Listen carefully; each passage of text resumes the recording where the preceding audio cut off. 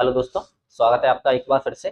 जैसा कि आप लोगों को पता है, हम लोग जो है सब्जेक्ट वाइज सॉल्यूशन ले रहे हैं एसएससी जीडी के आए हुए प्रश्नों का। एसएससी जीडी में जो प्रश्न आए थे इतिहास के और संविधान के, इन दोनों सब्जेक्ट की वीडियो पर बना चुके हैं। अब अपन लोग जियोग्राफी की वीडियो बनाएंगे। जियोग्राफी दो पार्ट में है, एक तो है आपका विश्व का भूगोल और एक है आपका भारत का भूगोल। तो अपन ने विश्व के भूगोल के सवाल अलग कर दिए गए हैं और भारत के भूगोल के सवाल अलग कर दिए गए हैं। इस बार थोड़ा सा चेंज अपन ने किया है कि जो एसएससी जीडी के अलावा पेपर आप देंगे, एमटीएस देंगे, सीएचएसएल देंगे या यूपी पुलिस देंगे या एमपी पुलिस देंगे, तो इन सबके सवाल इसमें ऐड करने की कोशिश कर रहे हैं अपन।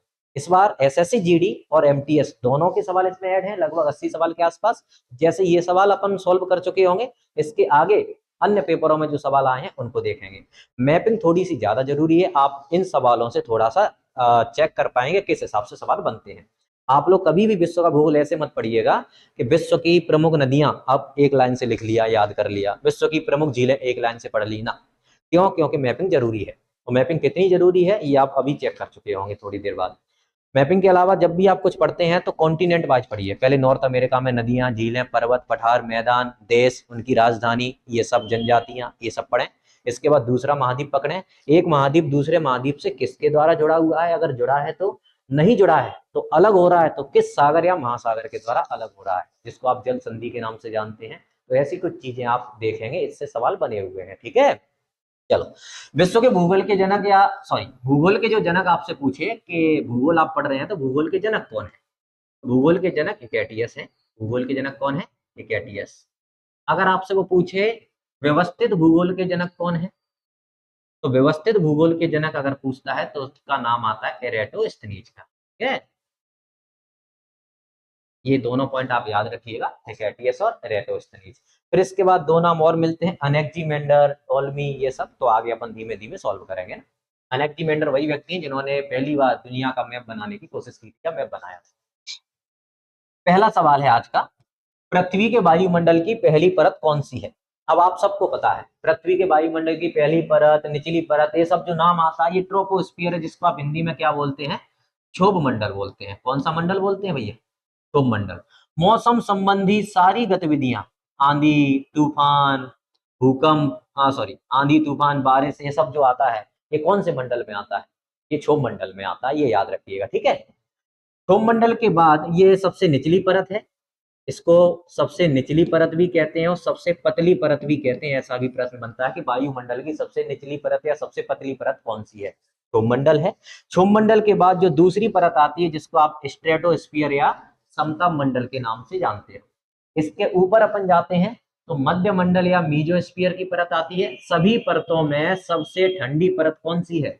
मध्य मंडल या मीजोस्फीयर है। इसका मेन कारण यह है कि इस मंडल में गैसें नहीं पाई जाती, और गैसें नहीं पाई जाएंगी तो गर्मी को पकड़ नहीं पाएंगी, वायुमंडल गर्म नहीं होगा तो क्या हो जाएगा? ठंडा हो जाएगा। तो सभी में सबसे ठंडी परत कौन सी है? यही होती है।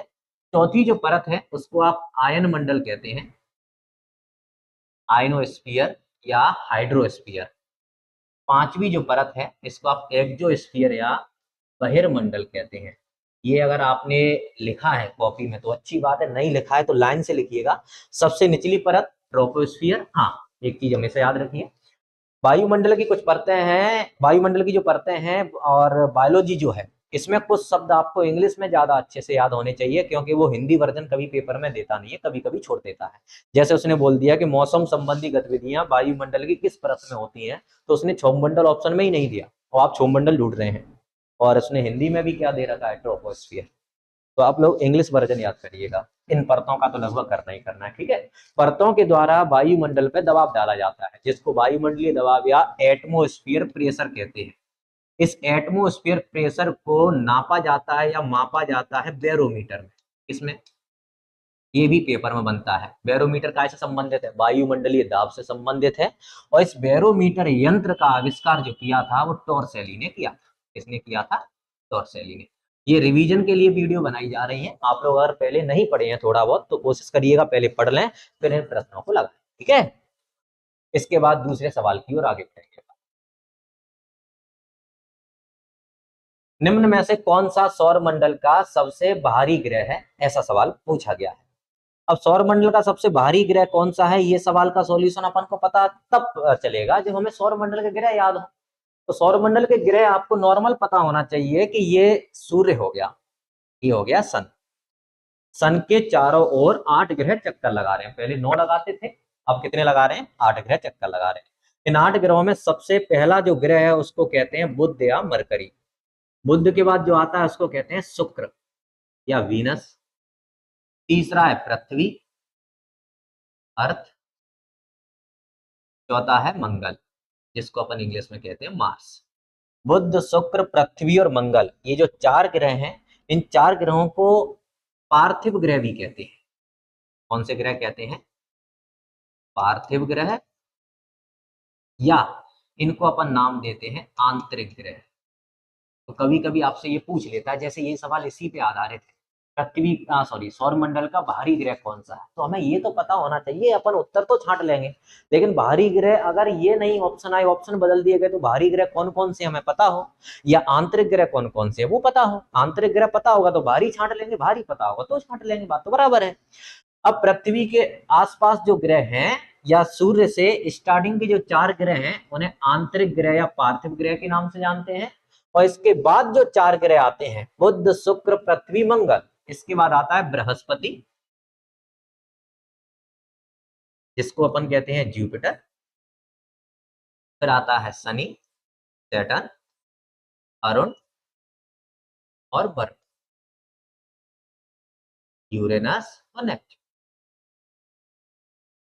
ठीक है, बुध, शुक्र, पृथ्वी, मंगल 4 ग्रहों को पार्थिव ग्रह या आंतरिक ग्रह कहते हैं, और इन ग्रहों को जोवियन ग्रह,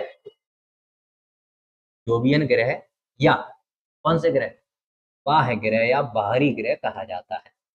अब प्रश्न देखिएगा, ये लिख के रखिएगा, ये डेटा जब भी आप वीडियो सुन रहे हैं तो याद रखें, आपके कॉपी पेन जो है हाथ में होने चाहिए, ये सुन के मत छोड़ दीजिएगा। कौन सा ग्रह सौरमंडल का बाहरी ग्रह है? अब बुध, शुक्र, पृथ्वी, मंगल तो आंतरिक है, इनके अलावा ऑप्शन ढूंढना है, वो बाहरी ग्रह होगा। ये पृथ्वी नहीं है, शुक्र नहीं है, बुध नहीं है, कौन सा बचा? शनि। कल को शनि ऑप्शन में से हटा सकता है, वो बिल्कुल हटा सकता है। क्यों? क्योंकि शनि की जगह अरुण डाल सकता है या बृहस्पति, जुपिटर डाल सकता है। अब अपन को पता है आंतरिक कौन से, बाहरी कौन से, तो समस्या खत्म वही की वही। तीसरा सवाल, मकर संक्रांति कल ली थी भाई ये तो। मकर संक्रांति उत्तरायण की शुरुआत का प्रतीक है। यह कौन सी तारीख को मनाई जाती है? 14 जनवरी को मनाई जाती है। अब ये उत्तरायण और दक्षिणायन सूर्य की स्थिति को कहते हैं। आप लोग एक छोटा सा डायग्राम बनाइएगा, इससे क्लियर होगा। ये देखिएगा, पृथ्वी को 20 से या बराबर 2 भागों में बांटने वाली जो रेखा है उसको भूमध्य रेखा या इक्वेटर के नाम से जानते हैं। 23.5 डिग्री जो ऊपर है, 23.5 डिग्री नॉर्थ, उसको कर्क रेखा के नाम से जानते हैं, ट्रॉपिक ऑफ कैंसर। और 23.5 डिग्री जो दक्षिण में है, 23.5 डिग्री दक्षिण में है, साउथ में, उसको मकर रेखा कहते हैं, या इंग्लिश में ट्रॉपिक ऑफ कैप्रिकॉर्न के नाम से जानते हैं। ठीक है, 23.5 ही मान क्यों लिया गया? 24, 22 कुछ भी और भी ले सकते थे।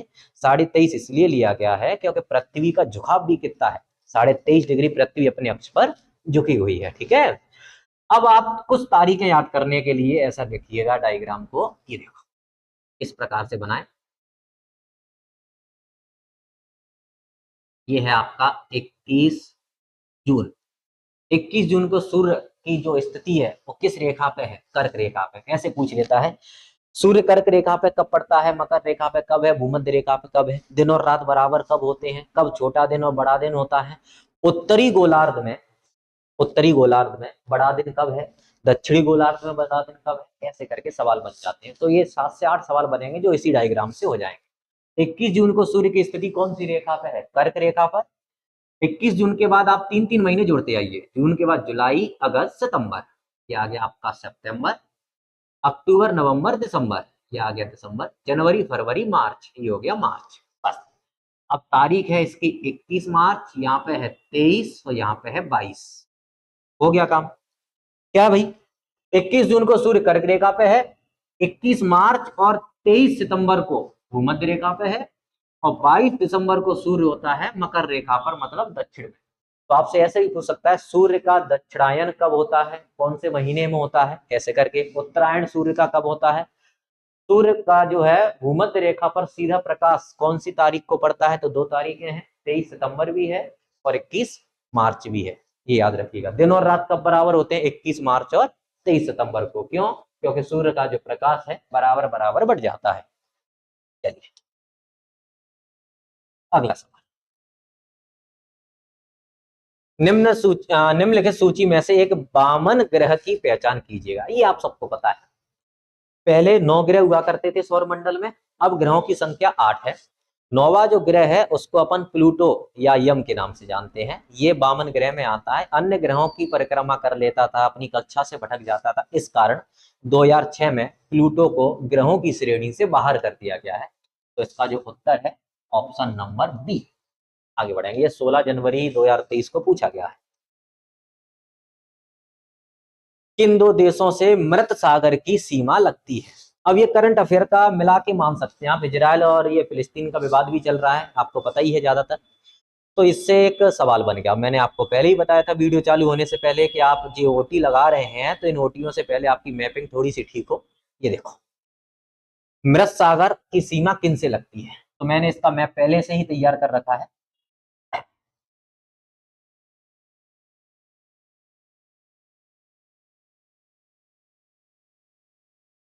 ये देखिएगा, ये मृत सागर या डेड सी है।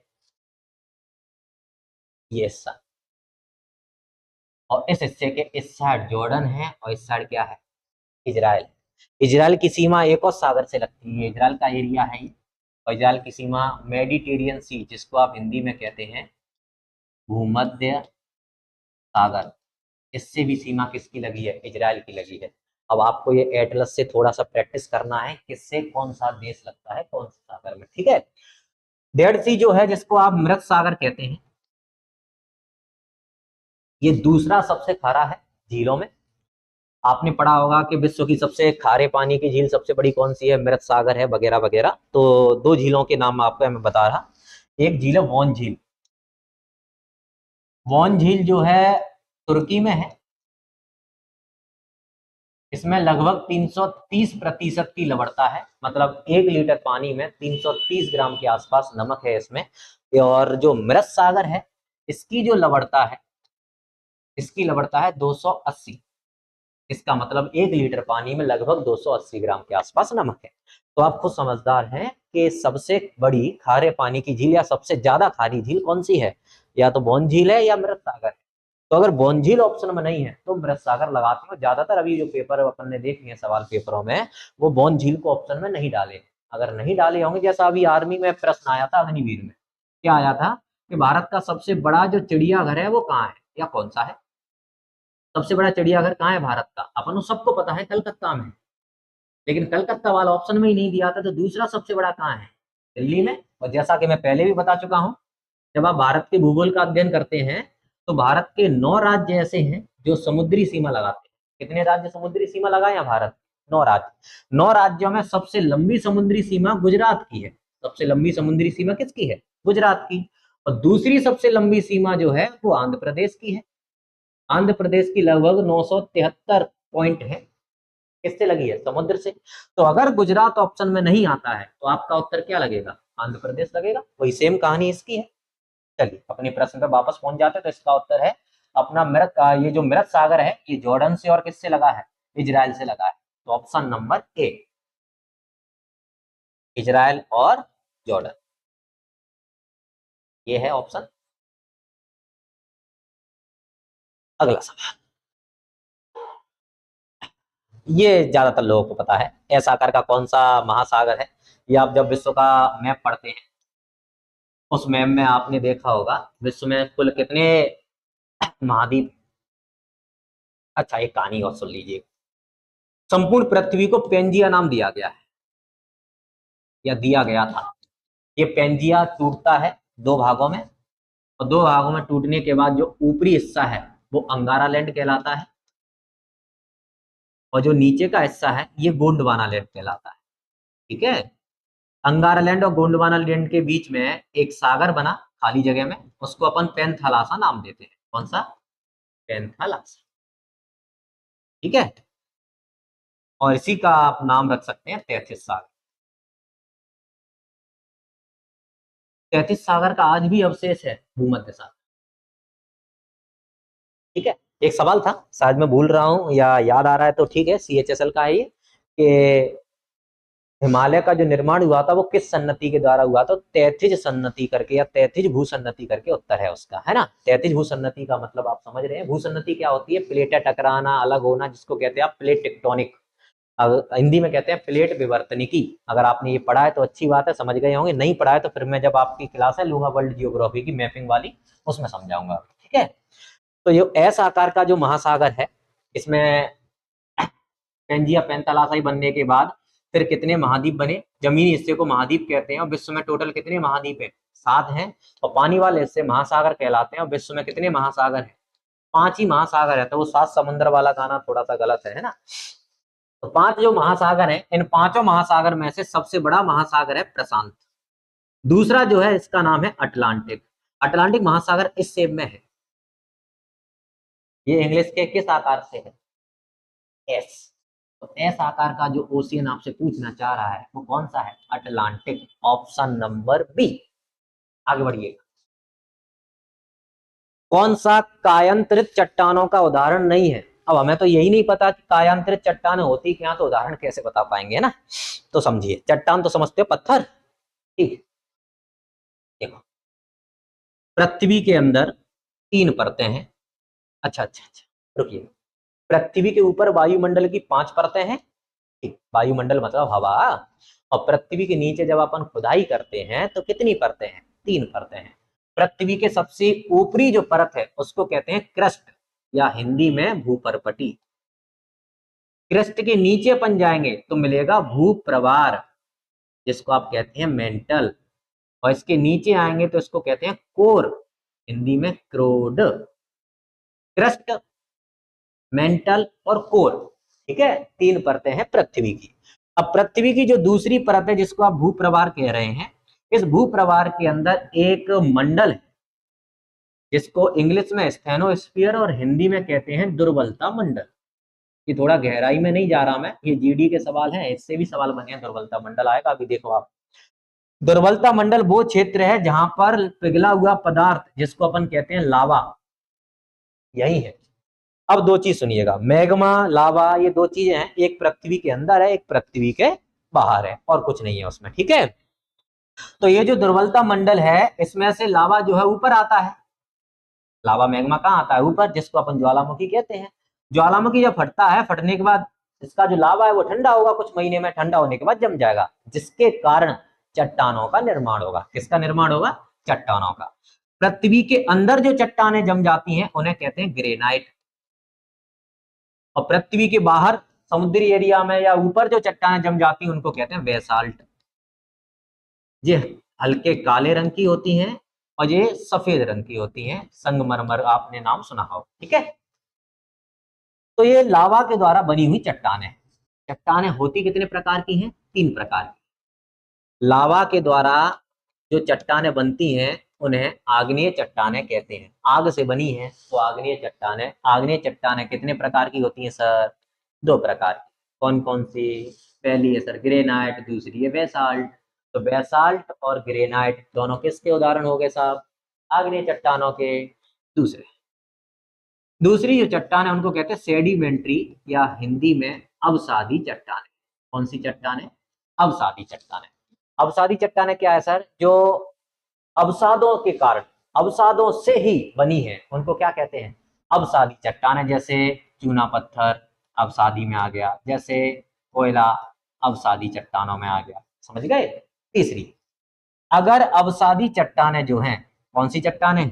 अवसादी या सेडिमेंट्री रॉक्स, ये जो हैं कई सालों बाद टेम्परेचर के कारण और दबाव के कारण काय में बदल जाती हैं? नए रूप में। तापमान और प्रेशर, दाब के कारण अवसादी चट्टानों का रूप बदलना कायांतरित चट्टान कहलाता है। क्या कहलाता है? कायांतरित चट्टान, जिसको आप कहते हैं मेटामॉर्फिक रॉक्स, ठीक है। अब इसने पूछा है, अच्छा कैसे? जैसे कोयला हीरे में बदल गया, ये हो गई कौन सी?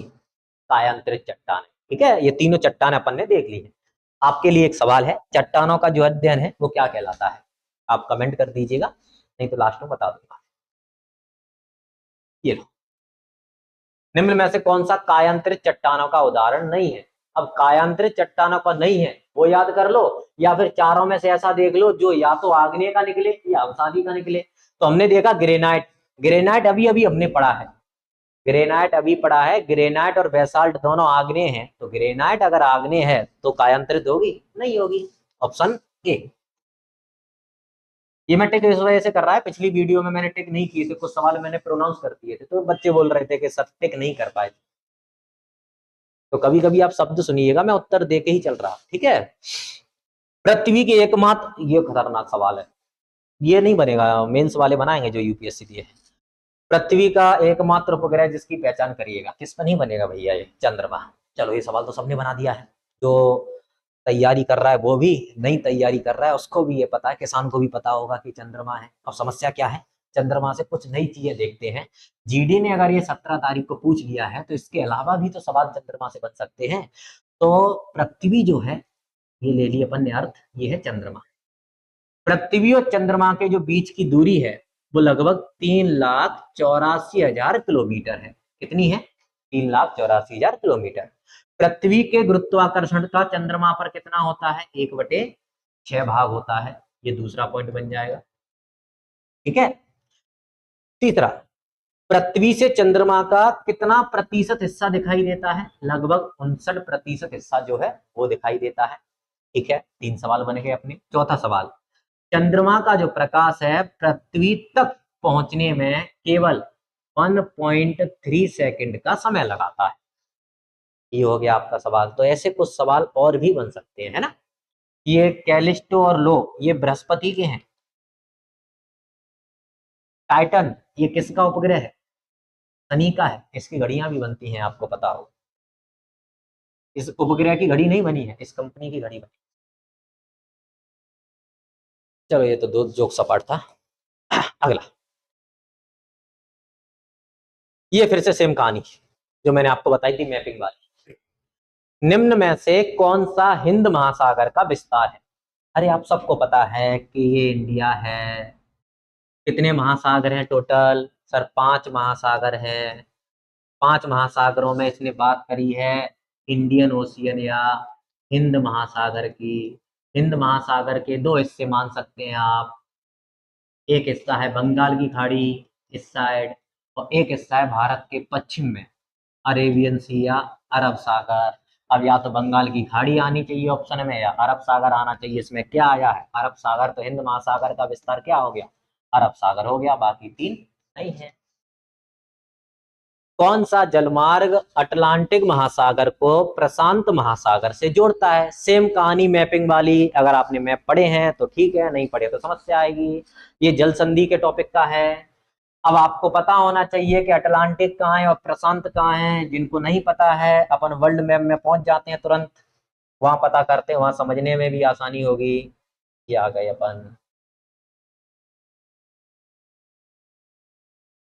चलिए ये देखो,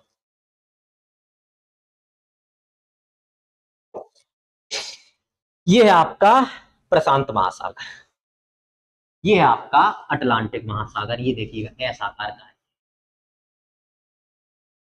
ये है आपका उत्तर अमेरिका और ये है आपका दक्षिण अमेरिका कॉन्टिनेंट, है ना। इससे भी सवाल आए हैं, आगे आएंगे, देखिएगा। तो ये उत्तर अमेरिका दक्षिण अमेरिका जो जुड़े हैं, ये पनामा के द्वारा जुड़े हैं। पनामा, ये अलग भी हुए हैं तो भी पनामा। अब पनामा जल संधि, पनामा नहर, बात तो एक ही है। अब देखो, ये अटलांटिक ओशियन है, ये प्रशांत महासागर है। ये प्रशांत या पैसिफिक ओशियन और अटलांटिक ओशियन किससे जुड़ गए? ये जुड़ गए पनामा स्ट्रेट या पनामा नहर या पनामा जल संधि। बस यही सवाल पूछा गया था। एक जल संधि और है जो आती है पेपर में, या नहर, वो आती है। जैसे यहाँ पे एक सागर है, ये दिख रहा हो आप है तो इसको कहते हैं रेड सी, लाल सागर। और अफ्रीका महाद्वीप के ऊपर जो है भूमध्य सागर, अभी मैंने इसका नाम यूज किया था। तो भूमध्य सागर और लाल सागर दोनों आपस में जुड़े हुए हैं एक नहर से। उस नहर का नाम है सुएज नहर। कौन सी नहर? सुएज नहर। ये 1869 में बनाई गई थी सुएज नहर, ये पूछ लेता है आपसे। और ये सुएज नहर किस देश में है? तो इजिप्ट में है, जिसको आप हिंदी में मिस्र के नाम से जानते हैं। ठीक है भैया, चलो आगे बढ़ते हैं। समझदार तो हैं आप, है ना? हाँ सर। चलो, तो अटलांटिक महासागर को प्रशांत महासागर से कौन सा जोड़ता है? पनामा नहर लगा ले उत्तर ना, पनामा लगा लेते हैं। अच्छा, पनामा के अलावा ये बोलगा, ये नदी है जो यूरोप में बहती है, मास्को से निकली है, रूस की राजधानी, ये आपको पता है। पनामा तो इसका उत्तरी है। स्वेज नहर मैंने बता ही दिया था, मिस्र में है। इसके बाद कील नहर। कील नहर आप देखते हैं यूरोप में मिलेंगे, अगर आपने यूरोप का मैप पढ़ा है थोड़ा सा, तो बाल्टिक सागर है यूरोप में और एक उत्तरी सागर है, इन दोनों को जोड़ने का काम कील नहर करती है। कील नहर ये यूरोप की सबसे व्यस्त नहर में भी आती है, या कील जल संधि के नाम से भी जान लीजिए आप, कोई समस्या नहीं। चलो अगले सवाल की।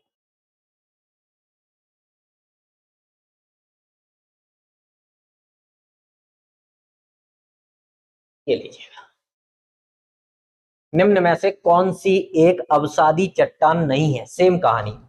आप पहले ये सवाल का उत्तर मत दीजिएगा, ठंडा पड़ो, थोड़ा सा वेट तो किया करो।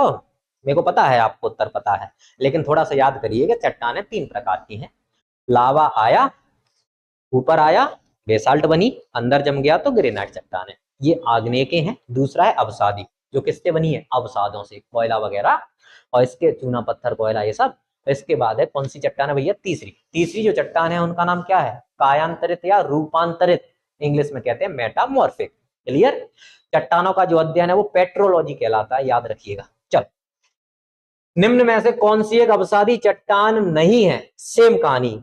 अच्छा, आप कूद मत जाना कि मेरे को तो अवसादी पता है और पहुंच गए, लास्ट में उसने बोल दिया कि नहीं है और तुम पहुंच गए। अवसादी चट्टान पूछी है, सर ने बोला था या तो चूना पत्थर कोयला ये सब अवसाद का है, पहुंच जाओ। अरे नहीं है, ये देखिएगा। और सेम कहानी जो उसमें था, ग्रेनाइट आग्नेय है तो अवसादी नहीं होगी। उत्तर कौन सा है? डी है। चलो आगे, थोड़ी सी स्पीड बढ़ा लेते हैं अब। पवनों का देश कहे जाने वाले देश की पहचान करें। सबको पता है भैया डेनमार्क है। डेनमार्क क्यों है? क्योंकि विश्व में सबसे ज्यादा जो पवन चक्की है वो किस में है?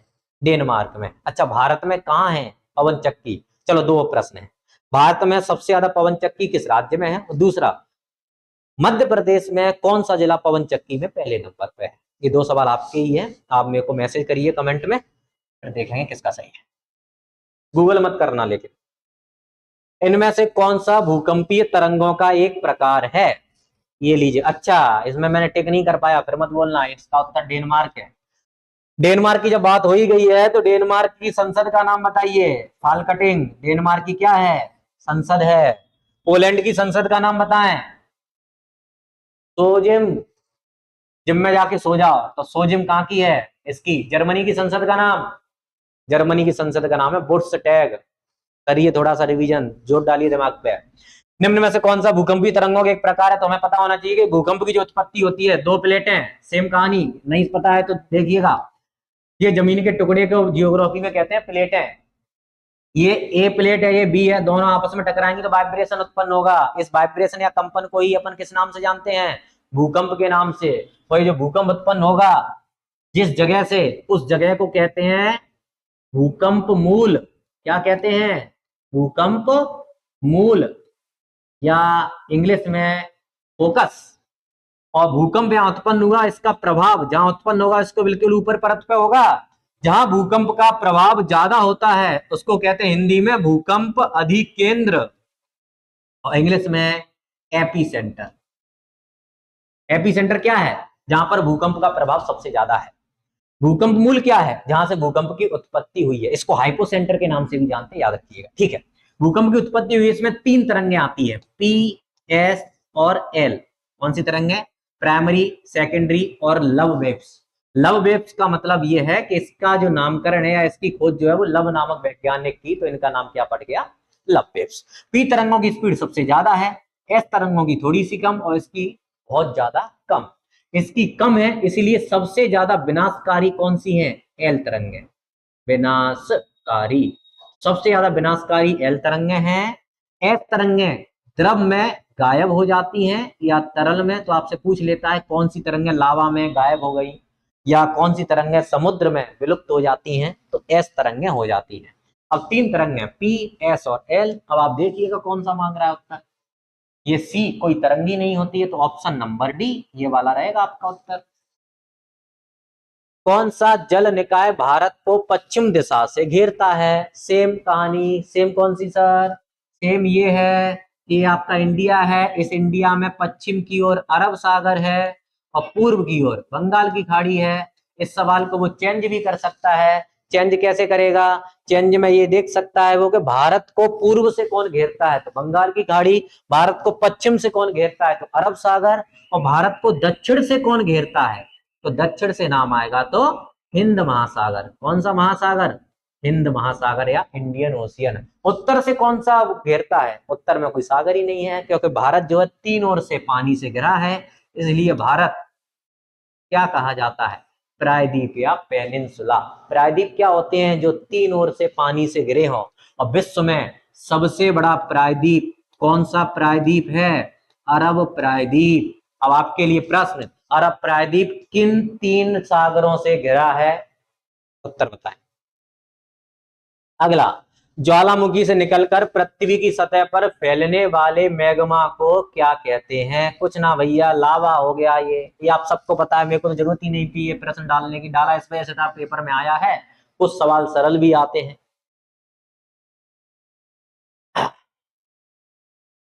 अच्छा, ये सवाल थोड़ा सा बड़ा सा है। डेफिनेशन या सवाल पढ़ने के बाद डर मत जाइएगा, इतना लंबा सवाल है, मेरे से तो बनेगा ही नहीं। जीके का मतलब होता है कि भारत में सबसे लंबी नदी कौन सी है? गंगा। छोटा सा है प्रश्न तो बन जाएगा, दो तीन लाइन का है तो फिर अपन ने छोड़ दिया। और इससे डरना मत, क्योंकि ये सवाल तो नदियों से भी सरल है। कैसे है मैं बताऊंगा अभी। सवाल बड़े इस वजह से किए जा रहे हैं कि पहले ऑफलाइन पेपर थे, अब ऑनलाइन है। ऑनलाइन में कागज की बर्बादी तो हो नहीं रही है, तो वो लोग टाइप कर देते हैं, ठीक है। अब ये देखो, ज्वालामुखी तो पता है ना आप, पृथ्वी के अंदर दुर्बलता मंडल में लावा भरा है या मैग्मा भरा है, और ये पृथ्वी पे ऊपर आएगा। ऊपर आने के बाद विस्फोट होगा, जिसको अपन क्या कह रहे हैं? ज्वालामुखी कहते हैं। ज्वालामुखी तीन प्रकार के हैं। ज्वालामुखी कितने प्रकार की होते हैं? तीन प्रकार के। ऐसे ज्वालामुखी जिनमें से लावा लगातार निकलता रहता है, उन्हें कहते हैं एक्टिव वोल्केनो या सक्रिय ज्वालामुखी। कैसे ज्वालामुखी? सक्रिय या इंग्लिश में एक्टिव। ऐसे ज्वालामुखी जो कुंभकर्ण की तरह सो गए हैं। लावा कभी कभी निकलता है, लेकिन निकलता जरूर है। अब निकल गया तो 10 साल बाद, 20 साल बाद, 50 साल बाद, लेकिन निकलेगा जरूर। उनको कहते हैं सोए हुए या प्रसुप्त ज्वालामुखी, डोरमेंट। तीसरे होते हैं शांत। ऐसे ज्वालामुखी जिनमें से लावा का जो उद्गार है, उद्गार का मतलब इरप्शन, निकलना, वो बंद हो चुका है, अब लावा इनमें से कभी बाहर नहीं निकलता, उनको कहते हैं शांत ज्वालामुखी या डेड। ठीक है। अब ये जो ज्वालामुखी हैं, ये तीन हो गए। एक्टिव वोल्केनो में आपने अगर नाम सुना हो तो मोना लोआ का नाम ज्यादा आता है। विश्व का सबसे सक्रिय ज्वालामुखी मोना लोआ है, जो अमेरिका के हवाई द्वीप पर स्थित है। कौन से द्वीप पर है? हवाई द्वीप या हवाई आइलैंड पर। ये याद रखिएगा, सवाल अच्छा है। तो इसमें पूछा गया वे ज्वालामुखी जो बहुत लंबे समय से उद्गारित नहीं हुए हैं, लेकिन भविष्य में हो सकते हैं। वही सेम कहानी, कुंभकर्ण की तरह सो गए हैं, लेकिन कभी भी जाग सकते हैं। तो उत्तर क्या लगना चाहिए? प्रसुप्त। देखिएगा ऑप्शन कौन सा है? सी, प्रसुप्त ज्वालामुखी। बात क्लियर है? चलो अगले पे चल रहे हैं अपन। प्राकृतिक भूकंप पृथ्वी की किस परत से आते हैं? अच्छा, ये प्राकृतिक भूकंप क्यों बोला है सर? भूकंप क्या कृत्रिम भी हो सकते हैं क्या? मतलब मनुष्य भी पैदा कर सकता है क्या भूकंप? बिल्कुल कर सकता है। भूकंप के दो कारण हैं, प्राकृतिक कारण और मानवीय कारण, है ना। जो मेंस देते हैं उन्हें ज्यादातर पता होता है, उन्हें लिखने होते हैं, आप लोग नॉर्मल समझो। प्राकृतिक कारण क्या है? लावा निकला या ज्वालामुखी फटा। ज्वालामुखी फटेगा तो विस्फोट होगा, प्लेटों में वाइब्रेशन होगा। प्लेटों में वाइब्रेशन जो है उसी को जो भूकंप कह रहे हैं अपन। अब वो वाइब्रेशन आप उत्पन्न कर दो, मैं उत्पन्न कर दूं, या फिर वो पृथ्वी के अंदर से अपने आप ज्वालामुखी फटने से हो रहे हैं। ठीक है। प्लेटें टकराएंगी तो भी वाइब्रेशन होगा, वो भी भूकंप है। ज्वालामुखी बाहर निकला तो भी विस्फोट हुआ, ये भी क्या है? प्राकृतिक है, अपने नहीं किया। लेकिन खुदाई के दौरान माइनिंग हो रही है, खदानों में खुदाई हो रही है, मशीनों का, हैवी मशीनों का यूज हो रहा है, तो उसको भी अपन क्या मानते हैं? भूकंप। कहीं विस्फोट हो गया, माइनिंग के लिए अपन डायनामाइट वगैरह बिछा देते हैं, एकदम विस्फोट होता है, तो उससे भी पृथ्वी में क्या आता है या परतों में क्या आता है? कंपन। उससे भी क्या उत्पन्न होता है? भूकंप। और इसको थोड़ा सा मैं सरल करना चाहूं आप लोग गांव के हैं तो आपने सुना होगा ये सड़क फूटना जो आता है रोलर, ये जैसे ही निकलता है तो भूसा भरा होता है घरों में, बाहर के कमरे में, तो उसमें आप देखना जैसे ये निकलेगा सड़क से तो वो भी गिरने लगता है, तो वो भी क्या हुआ, कंपन हुआ, तभी तो गिरा है। इसी को कहते हैं मानवीय कारण। मनुष्य के द्वारा अगर कंपन हो रहा तो मानवीय कारण, और इसने पूछा है प्राकृतिक कारण। तो प्राकृतिक कारण जो है वो कौन सी परत में है, आप सबको पता है कि स्थल मंडल जो है जमीन, इसी में क्या है, भूकंप आते हैं। इसने आते हैं पूछा है, उत्पन्न होते हैं ये नहीं पूछा। अगर पूछ लेता प्राकृतिक भूकंप उत्पन्न कहां से होते हैं, तो आपका उत्तर क्या लगता, दुर्बलता मंडल। क्यों, क्योंकि लावा इसी में भरा है और बिना लावा के फ्लो के भूकंप उत्पन्न नहीं होगा। चल, पृथ्वी की सबसे बाहरी परत कौन सी है जो भूपर्पटी तथा ऊपरी मेंटल से बनी है। कहानी सेम है सर, भूपर्पटी और ऊपरी मेंटल अपन ने चेक किया था अभी। पृथ्वी की 3 परतें हैं, कितनी परतें हैं सर, 3। सबसे अंदर की परत क्रोड, दूसरे नंबर की परत मेंटल, कोर, मेंटल, और सबसे बाहर की क्रस्ट, जिसको कहते हैं भूपर्पटी। भूपर्पटी और इसकी ऊपरी परत, इसी से बनता है अपना कौन सा मंडल, स्थल मंडल। स्थल मंडल के नीचे आएंगे तो मिलेगा कौन सा, भूप्रभार, इसी में भरा है लावा, जिसको क्या कहते हैं, दुर्बलता मंडल। मध्य मंडल कोई परत होती ही नहीं है, और बाहरी कोर आपको पता ही है, अभी अपन आगे पढ़ेंगे वैसे भी। अल नीनो एक ऐसी घटना है जिसमें हर 2 से 5 साल में तट से गुजरने वाली ठंडी धारा के स्थान पर गर्म धारा आती है, कहां से बहती है। अब इसका आप उत्तर जानना चाहें तो पेरू है, लेकिन उत्तर से काम चलेगा नहीं साहब, उत्तर से काम नहीं चलेगा। तो अपन चलते हैं काम चलाने वाली चीज पर। काम चलाने वाली चीज ये रही, चलिए। तो इसमें ये है आपका साउथ अमेरिका, इसी को करते हैं थोड़ा सा बड़ा, लीजिए। साउथ अमेरिका में इस साइड एक महासागर है पैसिफिक, जिसको आप कहते हैं प्रशांत महासागर। प्रशांत महासागर में पेरू, पेरू एक देश का नाम है जो दक्षिण अमेरिका है। इस दक्षिण अमेरिका के एक देश है पेरू, यहाँ से एक जलधारा उत्पन्न होती है। जलधारा का मतलब समझ रहे हैं, हाँ, लहर, ये उत्पन्न होती है। और ये जो जलधारा है, इस जलधारा से भारत में आता है सूखा। भारत में क्या आता है, सूखा, ये पूछ लेता है। 2 धाराएं ये, एक तो है अल नीनो, एक है ला लीना। अल नीनो के कारण भारत में सूखा आता है, अकाल पड़ता है। और ये लानीना जो है ये बारिश लेके आती है बहुत ज्यादा, तो बाढ़ वगैरह इसके कारण से आती है। ठीक है, ये दोनों चीज याद रखें, काम चल जाएगा। तो इसका उत्तर कहां से उत्पन्न हुई है, पेरू से उत्पन्न हुई है। आ जाते हैं अपन अपनी सवालों पे फिर से। मैप जरूरी है दादा, बिना मैप के समस्या आएगी। निम्न में से कौन सी एक कायांतरित, ये चट्टानों में आग लगाओ पहले तो, बहुत सवाल आए। जैसे इकोनॉमी में हरित क्रांति पीछे नहीं पड़ जाती, ऐसे ही चट्टानें पीछे पड़ रही है। निम्नलिखित में से कौन सी एक कायांतरित चट्टान है। अब कायांतरित नहीं है नहीं पूछा है पूछा है उसने, तो आप खुद समझता है।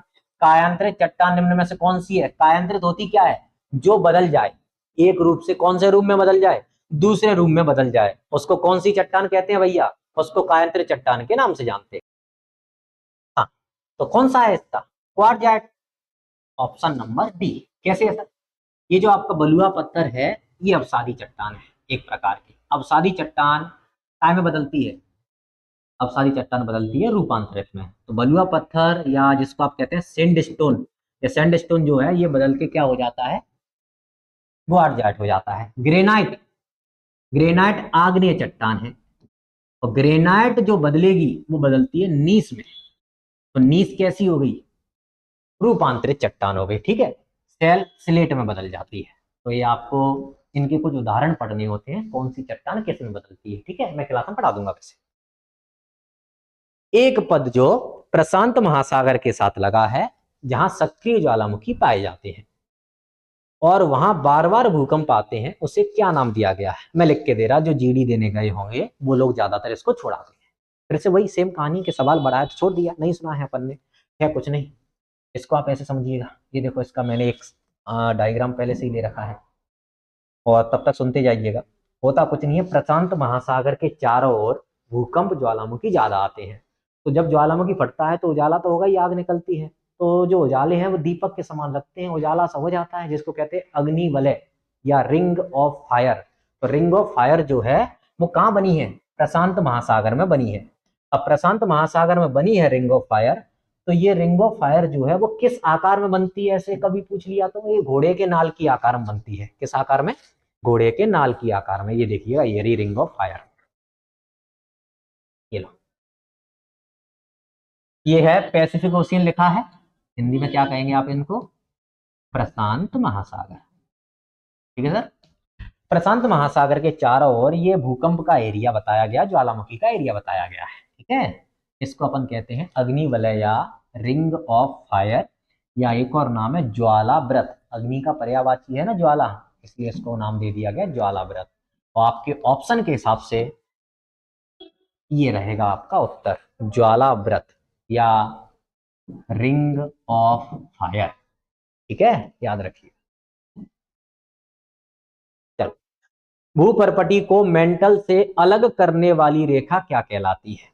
अब मैं अगर आपको पृथ्वी की आंतरिक संरचना नहीं बताता तो आपको भूपर्पटी समझ में नहीं आती। भूपर्पटी सबसे ऊपरी परत, उसके नीचे आएंगे कौन सी परत मिलेगी, दूसरी, जिसको कहते हैं भूप्रवार, और उसके नीचे आएंगे तो सबसे अंतिम परत है जिसका नाम है क्रोड, ये तीसरी परत है। ठीक है सर, तो इससे देखिए, हमें पता है कि कोई एक चीज खत्म होती है दूसरी चालू होती है तो उनके बीच में एक डिसकंटिन्यूटी पाई जाती है। डिसकंटिन्यूटी मतलब, ऐसे समझे, थोड़ा सरल करता हूं, कि समुद्र में पानी भरा हुआ है और इस साइड जमीन है, तो समुद्र का पानी खत्म हो रहा और जमीन चालू हो रही। तो ऐसा नहीं होगा कि समुद्र का पानी जो है वो खत्म हो गया, जमीन तुरंत चालू हो गई और बीच में यहाँ पानी पानी है, इस साइड जो है सूखा है, बीच में कुछ है ही नहीं ना।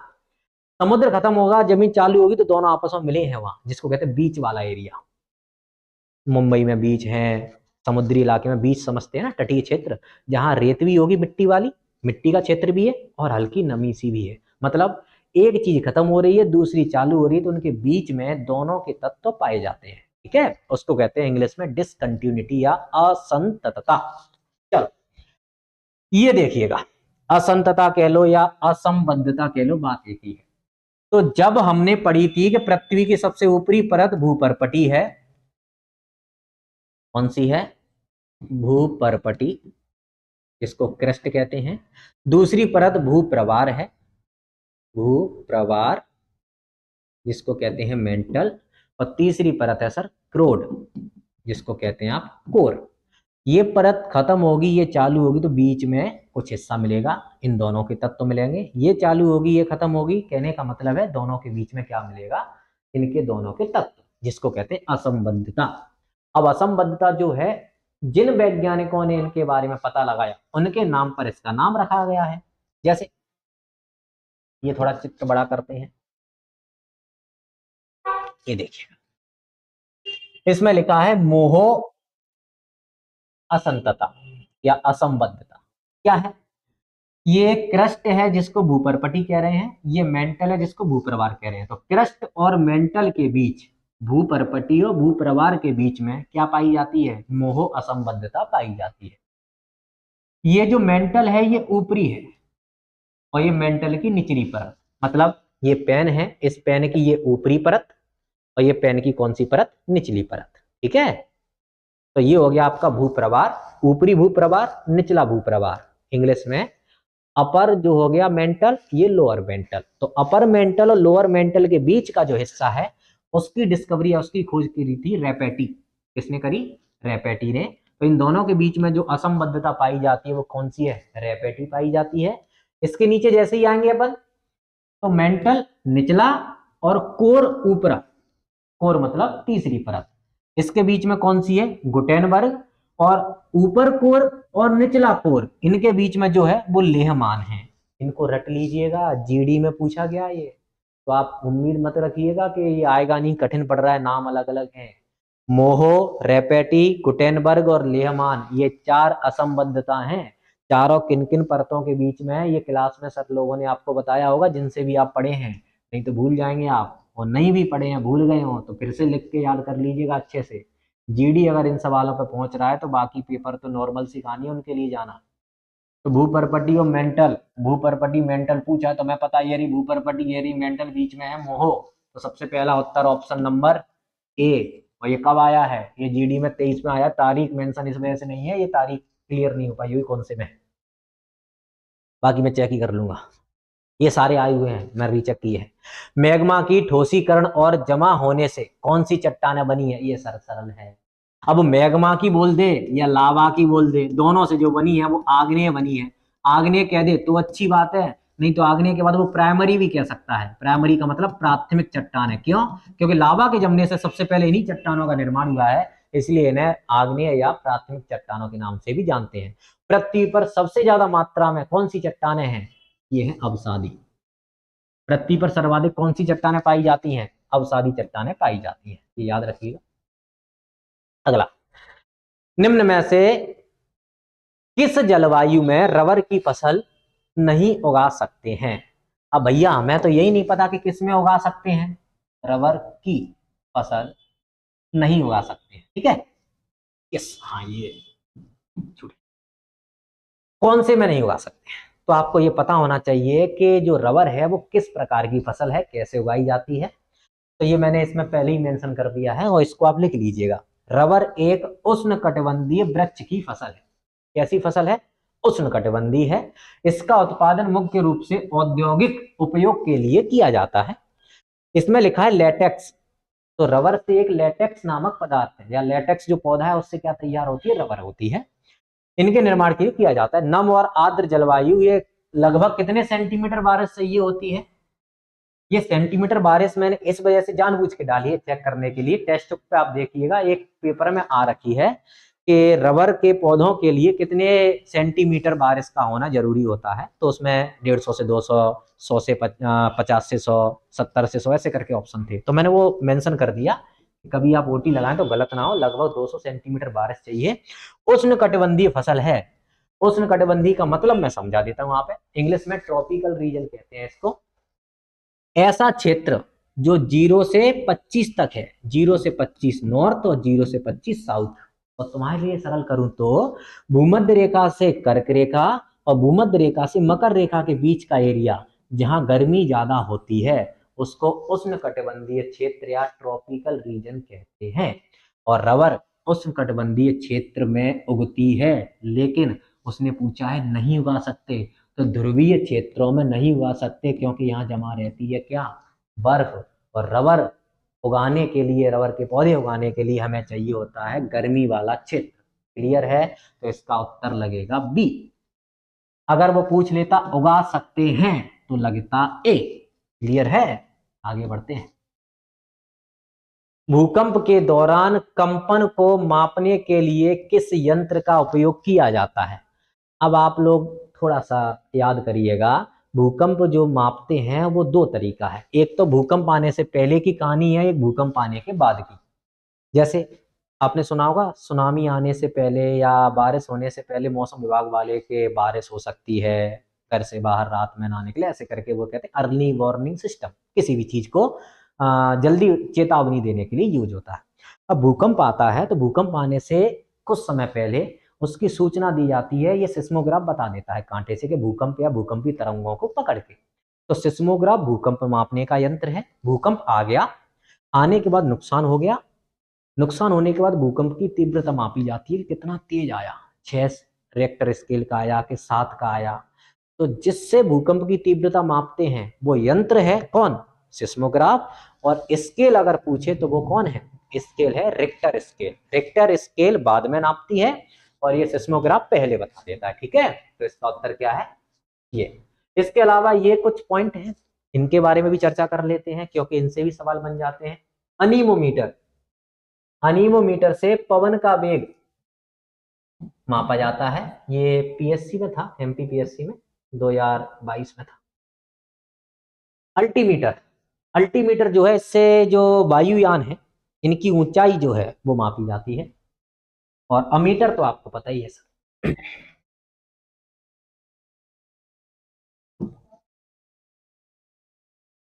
विद्युत धारा। चलो, एस्किमो किस भौगोलिक क्षेत्र से संबंधित है? अब एस्किमो क्या है वो समझो।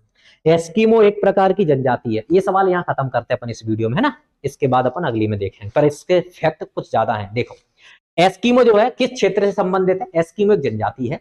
जनजाति क्या होती है? जंगलों में निवास करने वाले लोग जो भौतिक सुख सुविधाओं से दूर हैं। जैसे भारत में सबसे बड़ी जनजाति कौन सी है भैया? भील है कि गोंड है? मध्य प्रदेश की कौन सी है? ऐसे करके पूछ लेता है। गोंड जो है ये भारत की सबसे बड़ी है, तो भील कहाँ की है? भील मध्य प्रदेश की सबसे बड़ी जनजाति है। समझ पा रहे? ठीक है। तो ये जो क्षेत्र पूछा है उसने कि एस्किमो किस क्षेत्र में है, तो इसके ऊपर मैंने पूरा पेज रखा है। एस्किमो से और सवाल भी बन सकते हैं। एस्किमो है कहाँ पे? देश पूछ लिया तो क्षेत्र के अलावा देश भी तो पूछ सकता है। तो ये देखिए, ये अगर आपको थोड़ा सा दिख रहा हो, नहीं तो मैं पढ़ देता हूं। एस्किमो जनजाति उत्तर अमेरिका महाद्वीप में है। उत्तर अमेरिका महाद्वीप जो है वो ऊपर है। ऊपर का मतलब ध्रुवीय क्षेत्र। कौन सा क्षेत्र? ध्रुव, बर्फीले क्षेत्र को क्या कहते हैं? ध्रुव कहते हैं। एस्किमो जो है वो कहाँ है? उत्तर अमेरिका में। रेड इंडियन कहाँ है? ये भी उत्तर अमेरिका में है। एस्किमो, रेड इंडियन दोनों उत्तर अमेरिका में है। माया जनजाति, माँ से मैक्सिको, तो माया जनजाति मैक्सिको में है। ये अगर ब्लर हो रहा हो, आपको सही नहीं दिख रहा हो तो मैं लिख रहा हूं, नहीं तो आपको दिख रहा है, मैं चेक कर पा रहा हूं। यहाँ पे दिख रहा है आराम से, माया जनजाति। याकी जनजाति ये अमेरिका में है। होपी जनजाति अमेरिका में है। बोरो ब्राजील में है। पिग्मी, ये थोड़ी सी पूछी जाती है। पिग्मी जनजाति और बुशमैन जनजाति और मसाई, ये तीनों आती हैं। मसाई अफ्रीका में है, और बुशमैन जो है ये कालाहारी मरुस्थल है अफ्रीका में, उसमें पाई जाती है। बुशमैन जनजाति से बहुत सवाल बन जाते हैं, कालाहारी मरुस्थल से भी बन जाते हैं। कालाहारी मरुस्थल में एक पक्षी पाया जाता है शुतुरमुर्ग, जिसको ऑस्ट्रिच कहते हैं। विश्व का सबसे मूर्ख पक्षी है ये। मूर्ख क्यों है? जब भी इस पे कुछ लोग मिलके हमला करते हैं तो अपनी गर्दन को रेत में अंदर डाल देता है। इसको लगता है कि अब तो अंधेरा हो गया, सब लोग जा चुके हैं, है ना। तो विश्व का सबसे मूर्ख पक्षी और विश्व का सबसे बड़ा पक्षी कौन सा है? शुतुरमुर्ग या ऑस्ट्रिच है। पिग्मी जनजाति पेड़ों पर रहती है, कोंगो बेसिन अफ्रीका में निवास करती है। ठीक है। ये कुछ जनजाति हैं, बुद्धू जनजाति वगैरह वगैरह। यूकाधीर, किर्गिज, किर्गिज भी पेपर में आती है। यूकाधीर भी आती है। किर्गिज किर्गिस्तान में है। यूकाधीर साइबेरिया वाले क्षेत्र में है, जो रूस का हिस्सा है। ठीक है। आइनू जनजाति, ये भी कई बार देखी गई है पेपर में। आइनू, आइनू है जापान में, ये आप लिख लीजिएगा। विश्व की प्रमुख जनजातियों में जो मैं टिक कर रहा, वो तो आपको याद करना ही करना है। माओरी जनजाति कई बार आई है पेपर में, न्यूजीलैंड में है। बाकी इनसे आप पीछा छुड़ा सकते हैं, काफी है। ये कुछ जनजाति जो है, इनके कुछ फैक्ट हैं।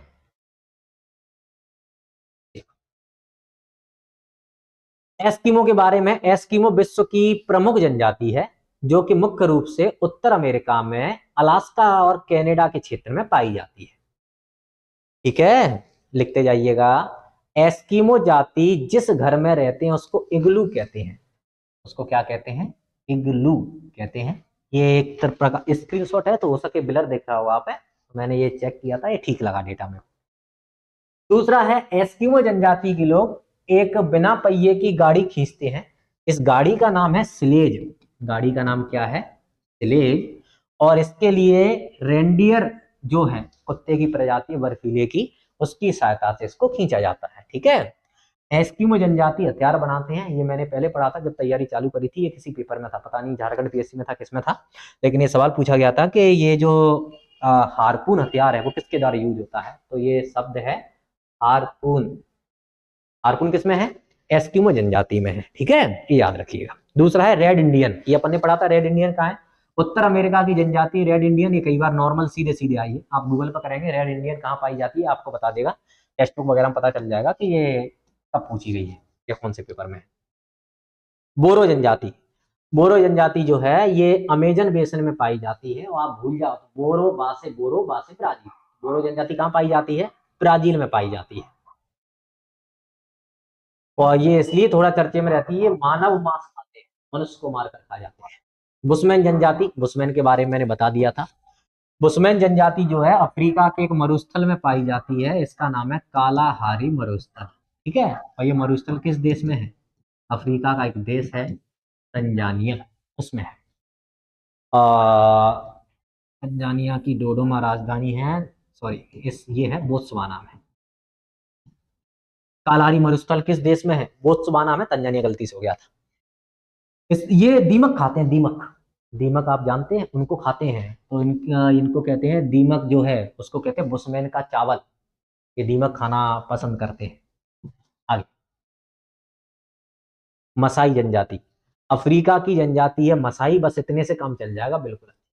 और मसाई जो है ये भूमध्य रेखीय क्षेत्रों में मिलती है। भूमध्य रेखीय क्षेत्र समझ गए, जहां से भूमध्य रेखा गुजरती है। जनजातियों के कुछ फैक्ट हैं, ये फैक्ट अपने लिए जितने हैं उतने काफी हैं, इससे काम चल जाएगा आपका, जरूरी नहीं है इसका। माओरी जनजाति न्यूजीलैंड की 1-2 बार आई है पेपर में, आइनू जापान की भी 1-2 बार आई है। निम्न में से कौन 3 प्रमुख प्रकार की सेलों में से एक नहीं है? ये चलो आखिरी कर देते हैं, यहाँ पे वीडियो अंत करते हैं। ये 3 प्रकार की सेल का मतलब है सर चट्टान। तो कौन सी एक प्रकार चट्टान नहीं है? सर कायांतरित चट्टान है, कायांतरित कह सकता है या रूपांतरित कह सकता है।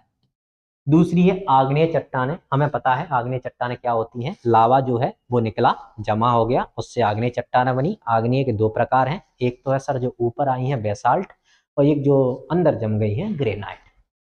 तीसरा है सर अवसादी, ये हमें पता है। चुंबकीय चट्टानें, कोई चट्टान हमने अभी तक नहीं पढ़ी है। चट्टान 3 प्रकार की हैं जिनमें चुंबकीय का नाम नहीं आता है, ठीक है। तो चलिए आज की वीडियो का अंत करते हैं अपन। इसके बाद अगली जो वीडियो है इसमें आगे के सवाल सॉल्व करेंगे। उम्मीद करता हूँ थोड़ा बहुत आपको समझाने की कोशिश करिए, समझ में आया होगा। अगर फिर भी समझ में नहीं आया है तो बताइएगा क्या कमी है, उसको सुधार करेंगे अपन। और थोड़ा सा मैपिंग पे ध्यान दीजिएगा, और अगली जो वीडियो है उसको देखने से पहले एक बार वर्ल्ड जियोग्राफी का रिवीजन जरूर कर लीजिएगा, फिर अपन आगे बढ़ेंगे, ठीक है। धन्यवाद।